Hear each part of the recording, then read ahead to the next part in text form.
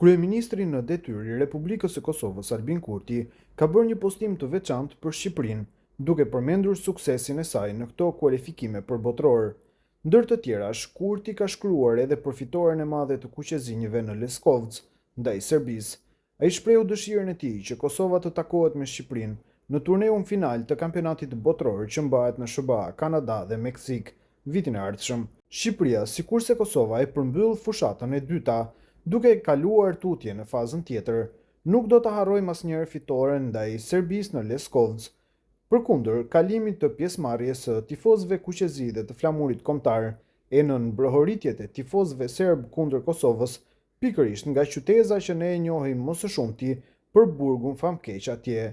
Urojmë që me Shqipërinë të shihemi në botëror, shumë fat në ndeshjet e ardhshme, shkruan ndër të tjera Albin Kurti në Facebook. Selektori i Slovenisë, Mathias Kek, mbrëmë përjetoi shumë rënd humbjen me rezultatin 2-0 nga kombëtarja e Kosovës në ndeshjen e Xhiros së 5 të grupit B të kualifikimeve për kampionatin botror në futboll. Kek e kishte trenin e fundit me Sloveninë, që të ruaj hapin për vendin e dytë, por humbja në Ljubljan nga dardanët ja shuan shpresat përfundimisht. Media slovene Delo, përmes një analize, jep edhe shkaqet që sugjerimet e Kek nuk u dëgjuan në fushë. Mira shqiptarë në stadiumin e Ljubljanës krijuan atmosferë për mbamendje sa edhe slovenët mbeten të habitur. Mathias Kek, pa fuqia e plotë e Slovenisë së Stožices, ai nuk kishte qenë në këmbë dhe në vijën anësore aq sa kishte qenë në pjesën e parë për një kohë të gjatë. Ai inkurajoi lojtarët, dha udhëzime me zë të lartë dhe i dërgoi para, por ose ata nuk mund ta dëgjonin për shkak të tifozëve mysafir që bënin zhurmë ose nuk e kuptonin.